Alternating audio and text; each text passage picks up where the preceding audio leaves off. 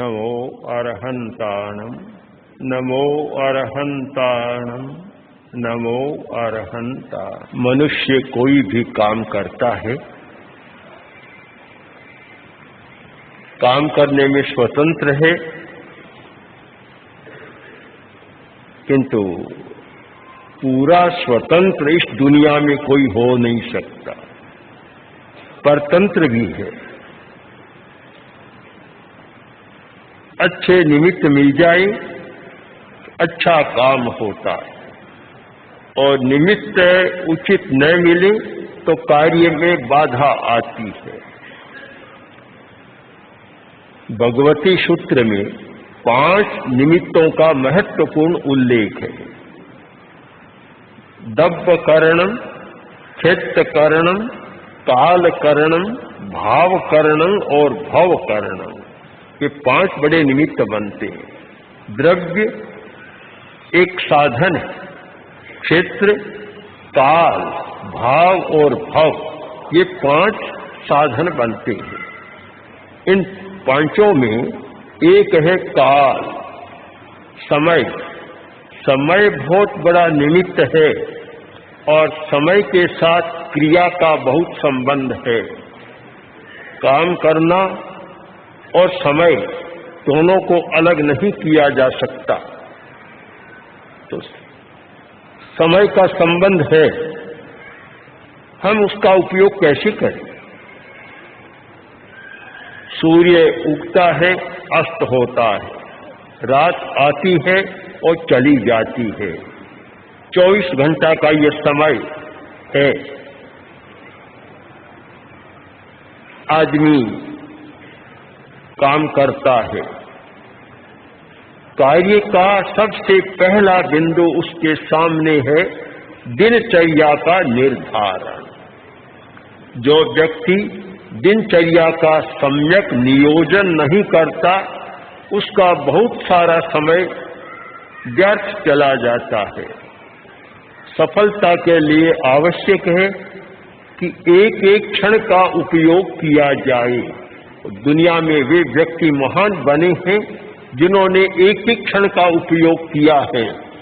तो उसके लिए आवश्यक है दिनचर्या का निर्धारण, नियोजन करें।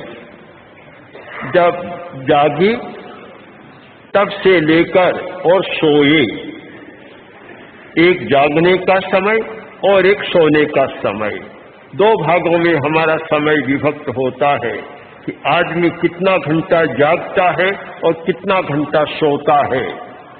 ये दोनों के बीच में सारा कार्यकलाप होता है। तो प्रश्न है कि जागने का समय कौन सा होना चाहिए और सोने का समय कौन सा होना चाहिए? दोनों के अपने अपने समय हैं। कहा जाता है कि जब जागे तब सवेरा, पर यह बात तो ठीक है, परंतु एक समय होता है जागने का। बहुत अनुभव के बाद अंतर्ज्ञान से समय का निर्धारण किया गया कि 4 बजे से लेकर और सूर्योदय तक का समय है, वह ब्रह्म मुहूर्त महत्वपूर्ण समय है।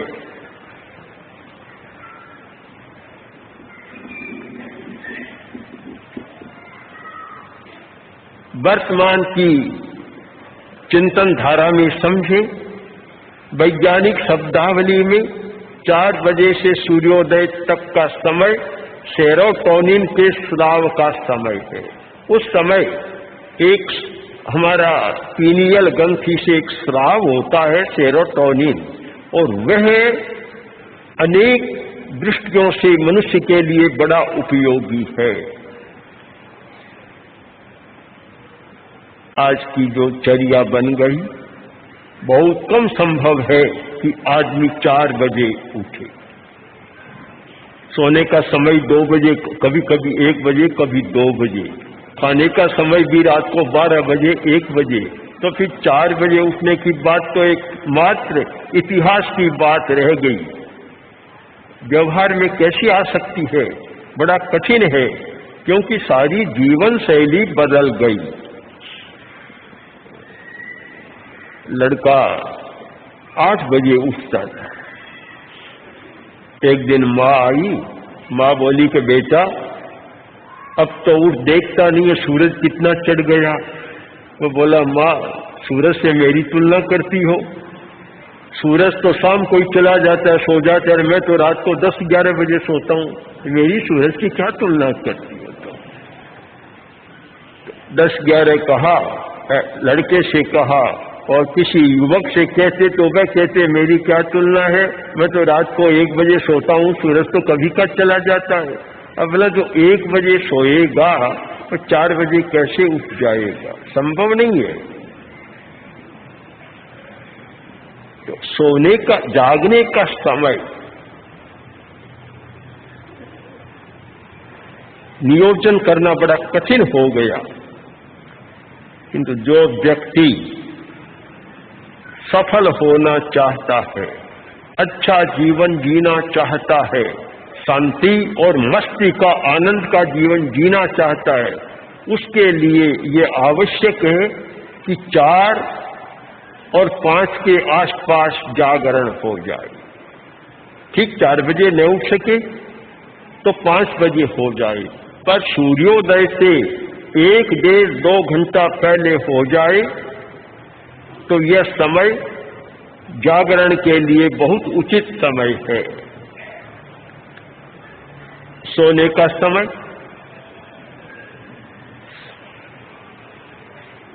1 पहर रात्रि यानी 10 बजे के लगभग यह सोने का समय है। जो व्यक्ति अपनी दिनचर्या में सोने के समय और जागने के समय का नियोजन कर लेता है, उसका दिन और रात दोनों बड़े आनंद के साथ बीतते हैं। बहुत लोग कहते हैं सोए थे पर सुखद नींद नहीं आई, सपनों की रात बीती, सपने ही सपने आते चले गए, सपनों की रात बीती। समय का अतिक्रम है तो ऐसा होगा। नींद भी नहीं आएगी, नींद का भी अपना एक समय होता है, और वह समय सारा जैविक घड़ी के द्वारा निर्धारित होता है। हमारी जो बायोलॉजिकल क्लॉक एक जैविक घड़ी है, उसके द्वारा भीतर के समय का निर्धारण होता है, और जब ठीक समय काम नहीं करते हैं, गड़बड़ी हो जाती है, तभी समस्या पैदा होती है। अगर सोने का समय ठीक होता तो शायद नींद की गोलियां लेने की जरूरत नहीं पड़ती। आज अरबों रुपयों की नींद की गोलियां चलती है, इसलिए चलती है कि सोने का समय अतिक्रांत होता है, फिर नींद नहीं आती। नींद का अपना समय है, जागने का अपना समय है, हर चीज का समय है। इसीलिए आगमकार ने अनुभव के आधार पर कहा काले कालम समायरे। यह समय प्रबंधन का बड़ा महत्वपूर्ण सूत्र है। काले कालम समायरे, जो काम जिस समय करना हो वह काम उसी समय करो। इसकी व्याख्या भी की है, अन्नम अन्न काले, पानम पान काले, शयनम शयन काले। बड़ी सुंदर व्याख्या है सूत्र, कृतांग सूत्र में। अन्नम अन्न काले, जिस समय खाना हो उस समय खाओ। पानम पान काले, जिस समय पानी पीना हो उस समय पानी पियो।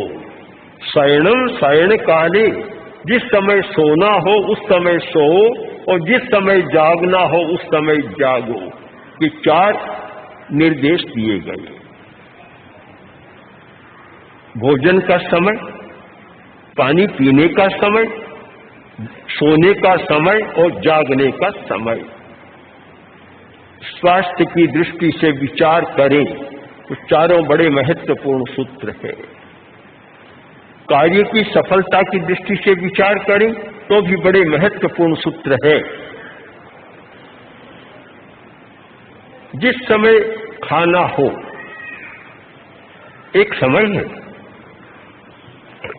11 बजे का समय, ये भोजन के लिए 11-12 बजे का समय भोजन के लिए सबसे उपयुक्त समय होता है। और उस समय जैविक घड़ी के अनुसार लीवर पाचक रस का स्राव करता है। वह समय चला गया तो फिर लीवर का स्राव भी वह निकम्मा चला गया, उसका उपयोग फिर नहीं होता। समस्या पैदा होती है। शायद बीमारियों के बढ़ने के पीछे अनेक रहस्य हो सकते हैं, अनेक कारण हो सकते हैं। एक कारण यह है कि भोजन के समय का अतिक्रमण। सुबह का समय है, नाश्ता एक स्वयं बीमारी का नाम बन गया। भोजन का समय नहीं है। और नाश्ता में भी आजकल एक शब्द और जुड़ गया, हेवी नाश्ता। अब हेवी जुड़ गया तो बीमारी का निमंत्रण बन गया। प्रातःकाल यदि खाना हो तो थोड़ा सा पेट दूध ले लिया और कुछ ले लिया, थोड़ा सा ले लिया, पर अन्न का समय नहीं होता। पेट भरकर खाने का समय नहीं होता, क्योंकि वह समय बाद में आएगा, अभी समय नहीं है। अपना एक समय होता है। रात का समय भी भोजन का समय नहीं। जैन परंपरा में रात्रि भोजन का निषेध किया गया। वह धार्मिक दृष्टि से महत्वपूर्ण है, किंतु पाचन की दृष्टि से भी और शरीर शास्त्रीय दृष्टि से भी बड़ा महत्वपूर्ण है।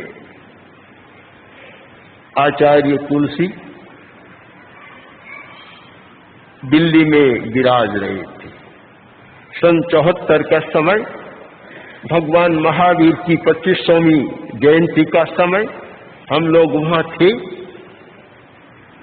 बेंगलोर से 2 वैज्ञानिक जो न्यूट्रिशन भोजन के विशेषज्ञ, पोषण के विशेषज्ञ थे, हमारे पास आए। हमने पूछा कैसे आई? उन्होंने कहा हमारी एक कॉन्फ्रेंस हो रही है बेंगलोर में न्यूट्रिशन के विषय में। उसमें एक प्रसंग आया कि रात को खाना चाहिए या नहीं खाना चाहिए।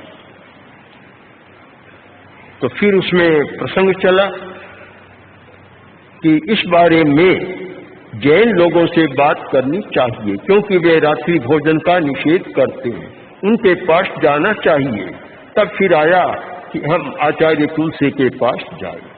इसलिए हम जिज्ञासा लेकर आए हैं कि आप लोग रात्रि को भोजन नहीं करते, उसके पीछे क्या कारण है। हमने बातचीत की, बताया कि धार्मिक कारण तो है ही, अहिंसा का भी कारण है, और उसके साथ साथ एक स्वास्थ्य का भी कारण है। क्योंकि रात्रि में जो भोजन खाया जाता है उसका सम्यक पाचन नहीं होता। इसका कारण हमारे पाचन तंत्र का और सूर्य के प्रकाश का बहुत गहरा संबंध है। सूर्य की रश्मियां आती है धरती पर, प्रकाश फैलता है, सूर्य का ताप आता है, तो हमारा पाचन तंत्र सक्रिय बनता है, एक्टिव होता है।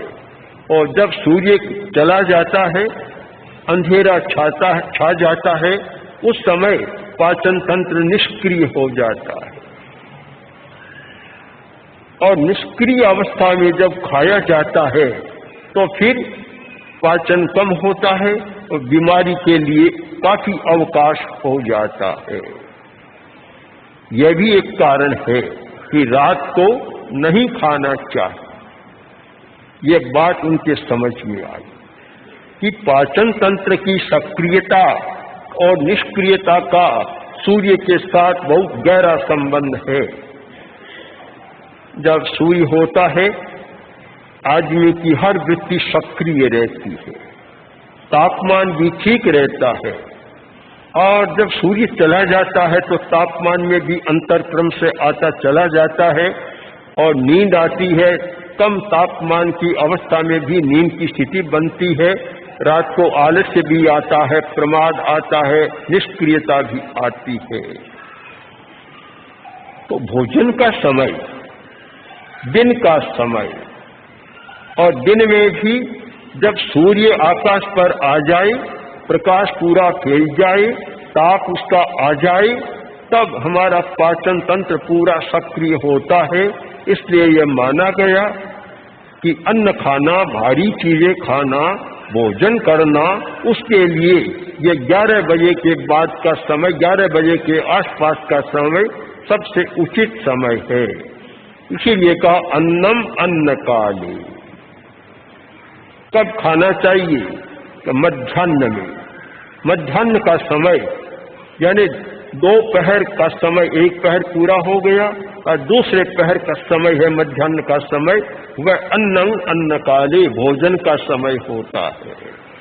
पहले खाया जाता है, बाद में खाया जाता है, उसमें अंतर आ जाएगा। पानम पान काले, पानी का भी अपना समय होता है।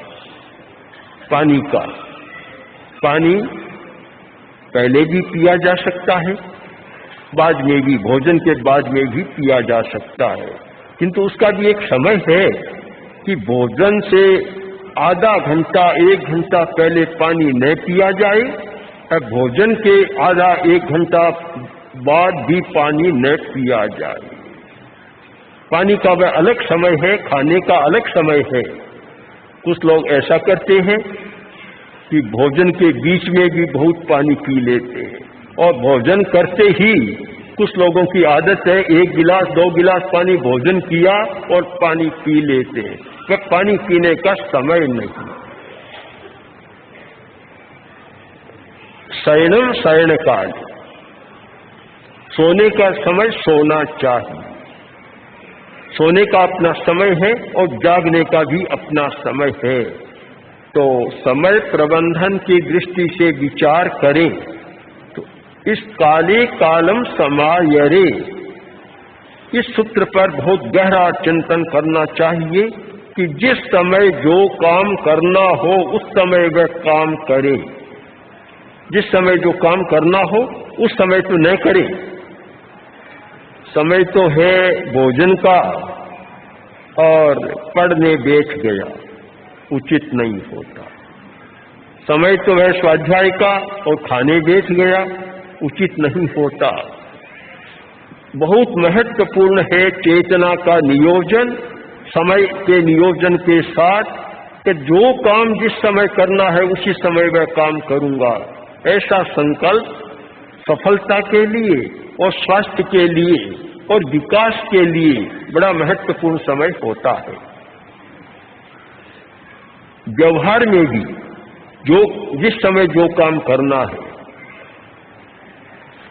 10वें कालिक सूत्र में एक प्रसंग आता है। एक मुनि भिक्षा के लिए गया, खाली हाथ आ गया, कुछ भिक्षा मिली नहीं।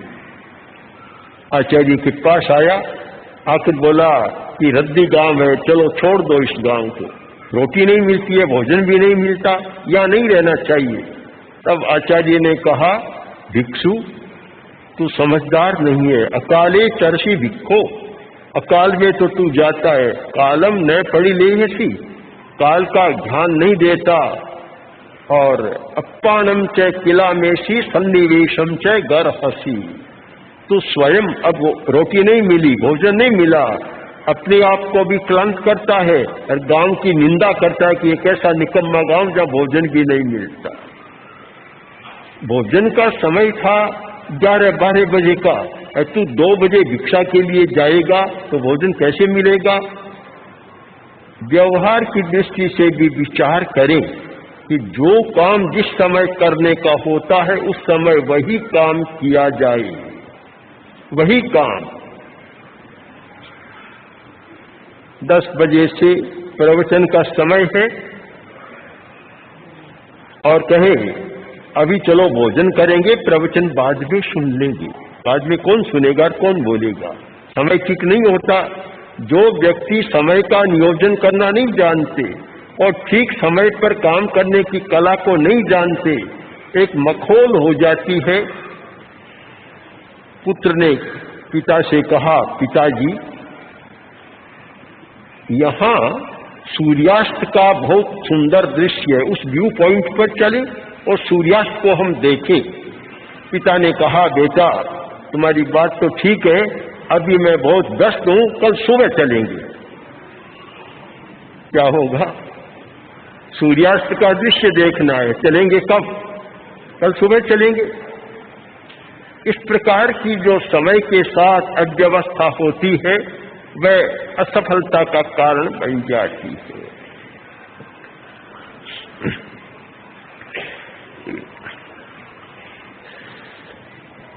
एक और सूत्र हम विचार करें कि कार्य सूची बनाएं। आज मुझे क्या क्या करना है, जरूरी नहीं आप लिखें, कागज में लिखें, कोई आवश्यक नहीं। अपनी कल्पना से मानसिक स्तर पर एक काम करने की सूची बना लें। आज मुझे क्या क्या करना है, फिर उसमें विचार करें कि सबसे ज्यादा आवश्यक आज क्या है। आवश्यकता को प्राथमिकता दें। जो सबसे ज्यादा आवश्यक है, क्योंकि दोनों प्रकार के कार्य होते हैं, एक सामान्य कार्य और एक विशेष कार्य, मुख्य और गौण। जो मुख्य कार्य है उसको गौण न करें, मुख्य को प्राथमिकता दें और गौण कार्य को छोड़ा भी जा सकता है। जो मुख्य नहीं है प्रासंगिक को छोड़ा भी जा सकता है। मुख्य को प्राथमिकता दें। आज मुझे प्राथमिकता से क्या काम करना है। दांत में दर्द है, डॉक्टर के पास जाना है और कोई व्यक्ति आ गया, मित्र आ गया, गप्पे मारनी शुरू कर दी। किसी ने कहा कि देखो डॉक्टर के पास जाने का समय है, क्या जल्दी क्या है, चला जाऊंगा। 2-4 घंटा बातों में बिता दिया और आगे हॉस्पिटल भी बंद हो गया था, डॉक्टर घर चला गया। जिस समय जो काम मुख्य हो और वह प्रतिदिन स्थिति सामने आती है, आज हमारे सामने क्या मुख्य है, दर्द है उसका इलाज करना, कोई आवश्यक बात है उससे बात करना है। तो जो भी आवश्यकता हो उसको प्राथमिकता दें, उसे कभी गौण न करें। यह समय नियोजन के लिए एक बहुत अच्छा सूत्र बनता है। अगर हम आवश्यक कार्य को प्राथमिकता नहीं देते हैं तो सफलता नहीं मिलती।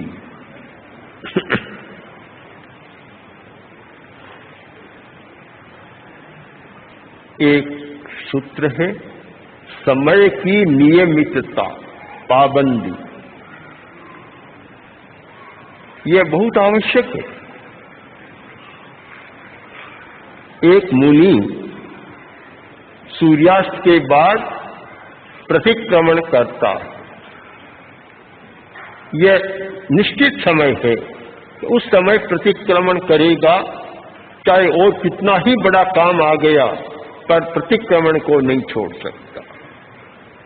एक नियमित पाबंदी है और उससे बहुत अच्छा जीवन को संदेश मिलता है कि निश्चित समय पर निश्चित काम करना है, अनिवार्यता है।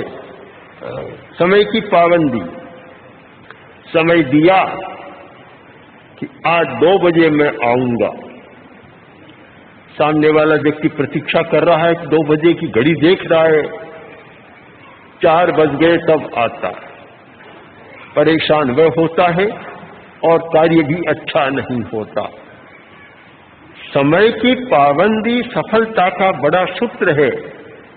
एक मुनि को मैंने देखा, हमारे संत एक मुनि भीमराज जी स्वामी जिनका नाम था, बड़े ज्ञानी तत्ववेत्ता संत थे, वैज्ञानिक दृष्टि संपन्न संत थे। समय की इतनी पाबंदी, वे अनेक साधुओं को पढ़ाते थे। समय बंधा हुआ था, एक के बाद 1:30 तक वह आएगा, 1:30 से 2 तक वह आएगा, बस 1 मिनट भी शायद ऊपर नहीं जाता। 1:30 बजे 30 मिनट हुई और पाठ समाप्त।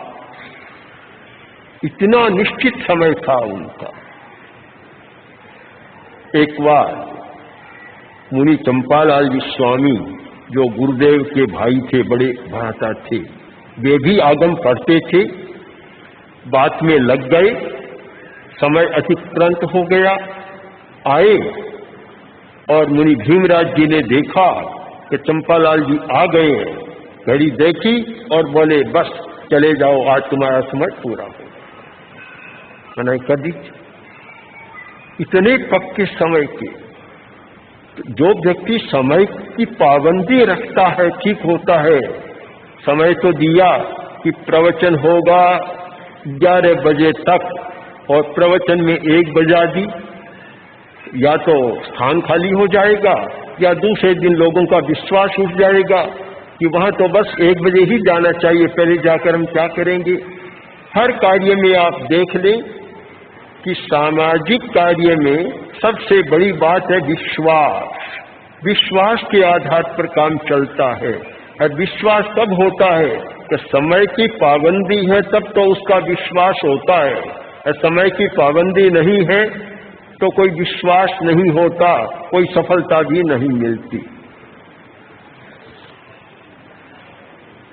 हम आंतरिक दृष्टि से भी विचार करें। जैविक घड़ी के आधार पर भी विचार करें। वर्तमान में वैज्ञानिक जगत में जैविक घड़ी का बहुत महत्व है।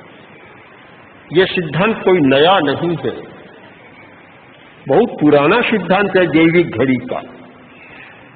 हिंदुस्तान में या भारतीय मनीषा में यह स्वरोदय के नाम से प्रचलित है। स्वरोदय, जहां सारा विश्लेषण है कि कब क्या करना चाहिए।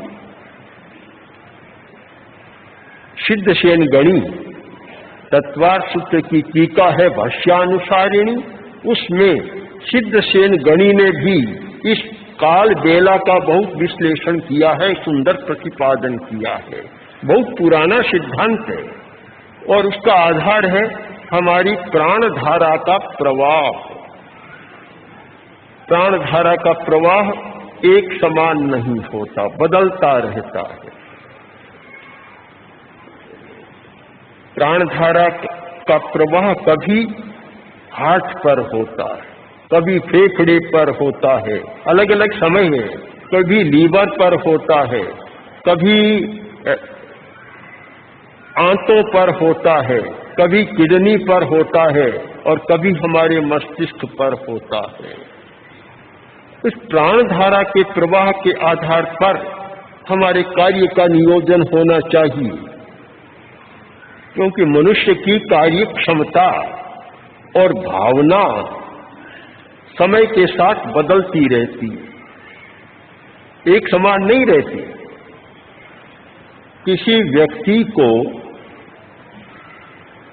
कोई नया चिंतन करना है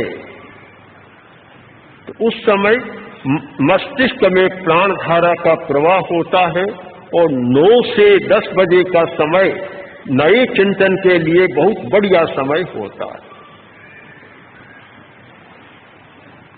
कोई रचनात्मक काम करना है, कोई विश्लेषण करना है, तो उसके लिए ये 10 से 12 बजे के बीच का समय बहुत महत्वपूर्ण होता है।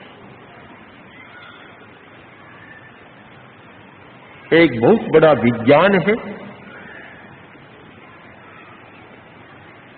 जो स्वरोदय के विशेषज्ञ हैं, वे स्वर के आधार पर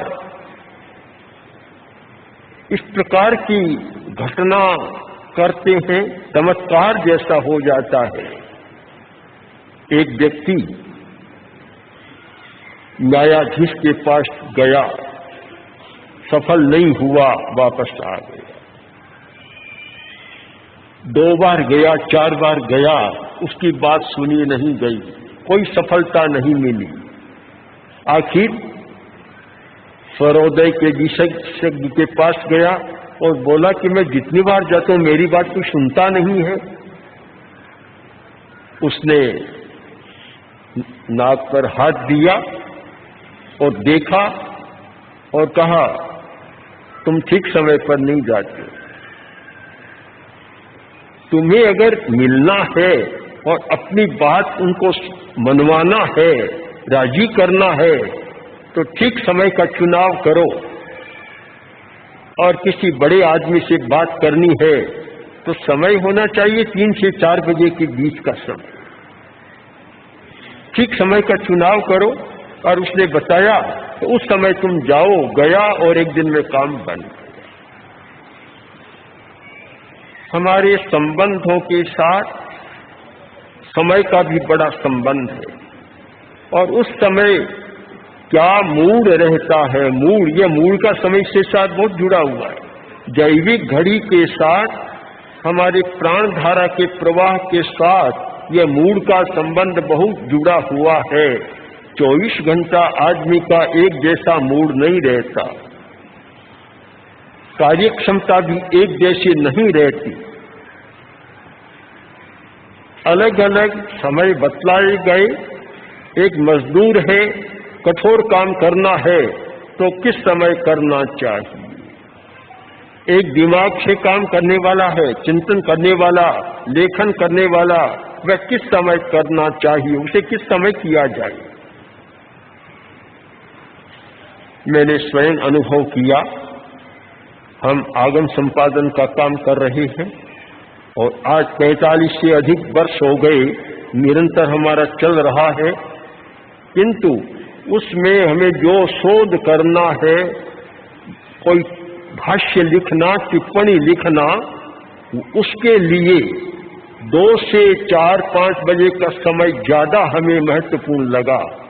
सुबह करते हैं तो वह नहीं होता, शाम को भी नहीं होता, तो उस समय बहुत अच्छा काम हो जाता है। कंठस्थ करने का समय है, किसी को कंठस्थ करना है, प्रातः काल करो तो बहुत अच्छा कंठस्थ हो जाएगा। वही मध्याह्न में करो तो कंठस्थ अच्छा नहीं होगा। स्मृति का अपना समय, कल्पना का अपना समय, चिंतन का अपना समय, सृजनात्मक शक्ति के विकास का अपना समय, रचनात्मक काम का अपना समय, सारा समय का नियोजन हमारे भीतर है। हम अपनी जैविक घड़ी के नियोजन को नहीं जानते, इसलिए हमारा समय का नियोजन ठीक नहीं होता और सफलता भी नहीं मिलती। प्राचीन काल में एक निर्देश था मुनि के लिए कि पढ़मं पौरिषि सज्जायम दीयम ध्यानम जियायम। प्रथम प्रहर में तो पाठ पढ़ो और दूसरे प्रहर में ध्यान करो। दोनों का समय अलग अलग बताया गया। 3 घंटा 3.5 घंटा तो स्वाध्याय करो, पाठ कंठस्थ करो या पाठ को पढ़ो, वाचन करो। ध्यान का समय वह नहीं है। दूसरा पहर आ गया, लगभग 4 घंटा दिन चढ़ गया, 3.5-4 घंटा दिन चढ़ गया, तब ध्यान करो। ध्यान का तात्पर्य है उस जो पढ़ा उसके अर्थ का चिंतन करो। अब अर्थ के चिंतन का समय बाद का है। 3.5 घंटा के बाद अर्थ का चिंतन ध्यान का है। उस समय खूब गहराई से उसे समझने का प्रयत्न करूं। विद्यार्थी को पढ़ाया जाता है।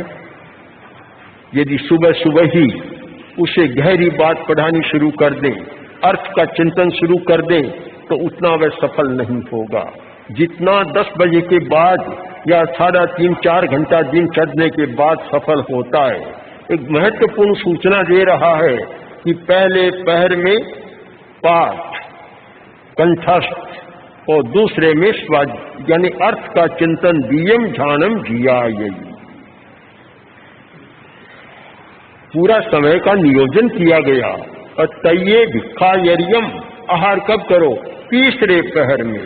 ये बिल्कुल आहार का समय आ गया प्राचीन काल का, जब एक भक्तम च भोजनम, एक समय आहार करते थे। तीसरा पहर यानी 12 बजे के बाद भोजन का वह समय आ गया। और फिर चौथा पहर आया, दिन का अंतिम पहर, फिर स्वाध्याय और रात्रि का पहला पहर, फिर वह क्रम शुरू हो जाएगा।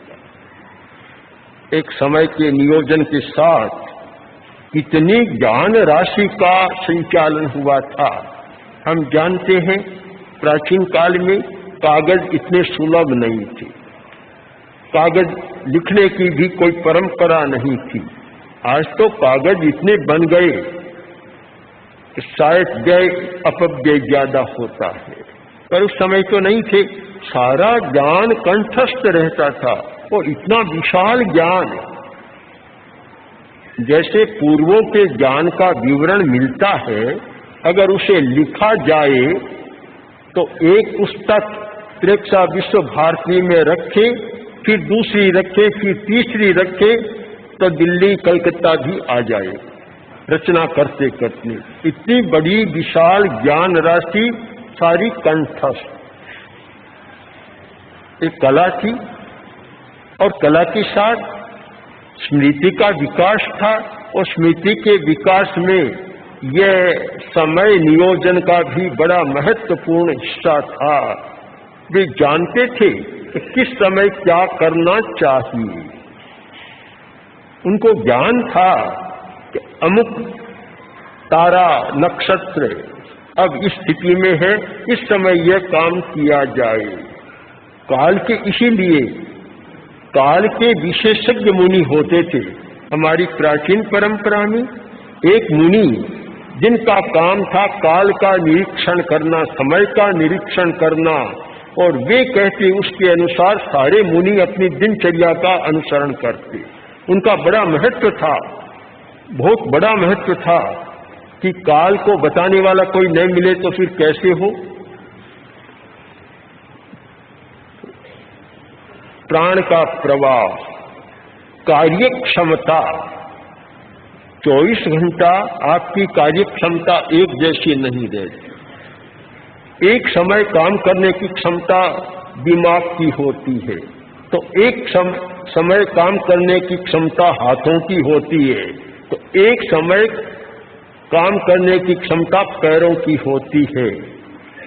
कब पैर से काम ले, कब हाथ से ले, और कब दिमाग से ले, और कब किस अवयव से काम ले। कार्य क्षमता का भी अपना अपना समय है।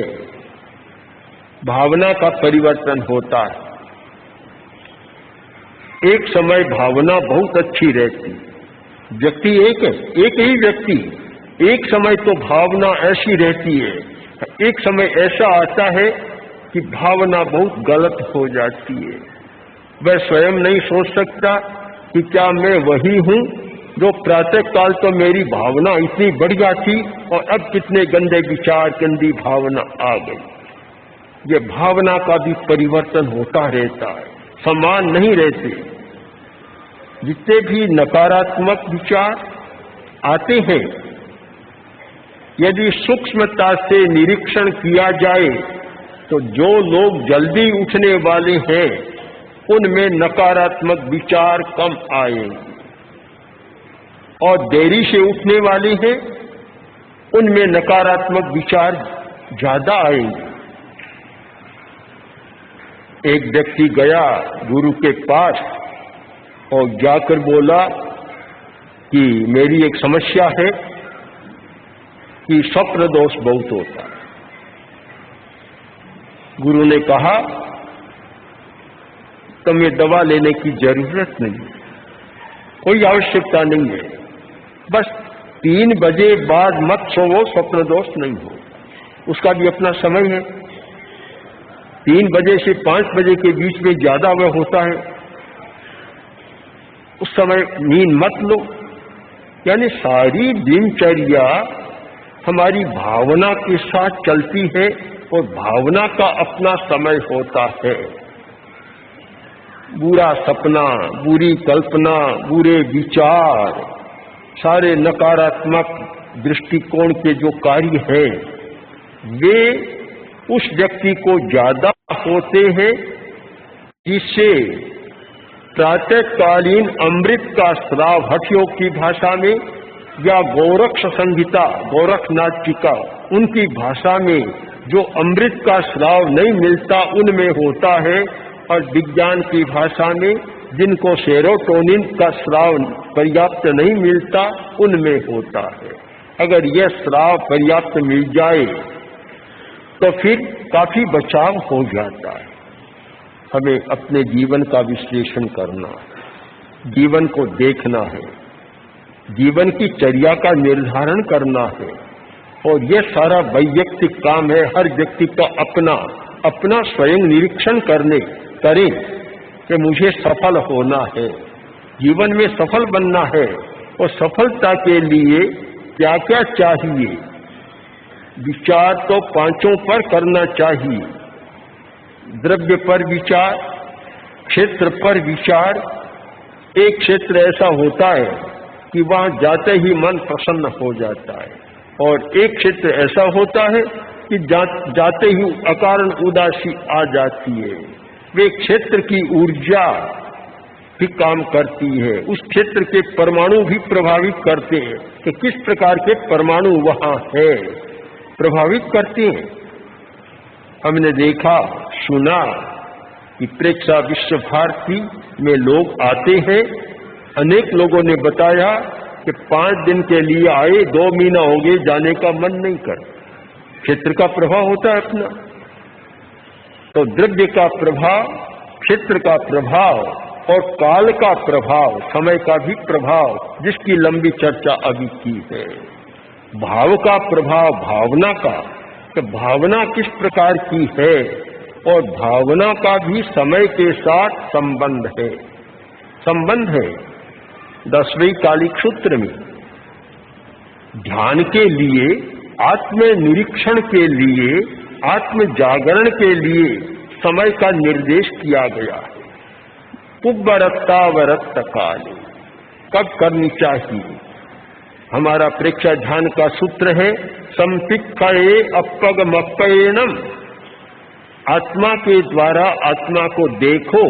उससे पहला पाठ यह है कि पुब्बरत्तावरत्त काले संपिक्खये अपगमप्पयेनम, जो पूर्व रात्र और अपरात्र या अपर रात्र 3 समय हो गए, आत्मा का निरीक्षण करता है, आत्मा के द्वारा आत्मा को देखता है, वह अपनी समस्या का समाधान कर लेता है।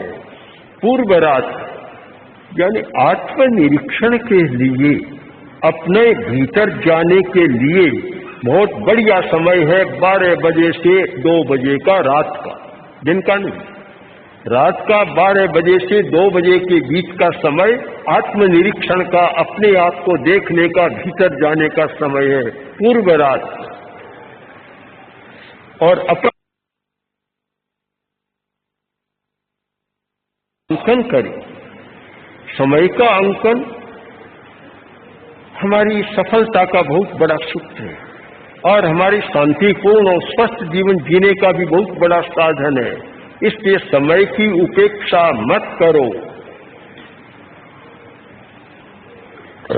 एक बार गौतम स्वामी में भी उदासी आ गई थी, जो भगवान महावीर के सर्वज्येष्ठ शिष्य थे गौतम, उनके मन में भी कोई कारण बना, उदासी आ गई, खिन्नता आ गई। उस समय भगवान ने उनको उपदेश दिया है, बहुत लंबी चर्चा है, पर उसका सार इतना है एक पद में कि समयं गोयम मा पमाये, गौतम एक क्षण भी तू प्रमाद मत कर। जागरूक बन, तेरी उदासी समाप्त हो जाएगी। हमें यह सूत्र याद रहे कि समय का अंकन करना है, एक क्षण भी निकम्मा नहीं गंवाना है, प्रमाद में आलस्य में नहीं गंवाना है, उसका उपयोग करना है। तो समयं गोयम मां पमाह्यये, ये शायद हमारे समय के नियोजन का, समय के प्रबंधन का एक बड़ा महत्वपूर्ण सूत्र बन सकता है कि हम एक क्षण भी निकम्मा न गंवाएं, सार्थक करें, और समय क्षण भर भी प्रमाद न करें। ये गौतम का उपदेश हर व्यक्ति के जीवन में समा जाए और इतनी जागरूकता बढ़ जाए कि क्षण भर भी प्रमाद नहीं करना, हमें जागरूक रहना है। तो ये समय हमारा बहुत साथ दे सकता है। जो फ्रांस में एक प्रतिमा है, पेरिस में, बड़ी विचित्र प्रतिमा है। प्रतिमा यह है कि उसके आगे तो केस है, पीछे केस नहीं। प्राय होता तो ये कि अवस्था के साथ आगे के केस तो चले जाते, पीछे रह जाते, उसमें आगे है पीछे नहीं। तो किसी ने पूछा इसका उद्देश्य क्या है, उस बताया कि ये काल की प्रतिमा है, समय की प्रतिमा है, आगे से पकड़ो तो पकड़ लो, नहीं पकड़ो तो पीछे कुछ नहीं है पकड़ने के लिए। इसलिए हम समय को पकड़ने का प्रयत्न करें और क्षण को समझने का प्रयत्न करें। ओम।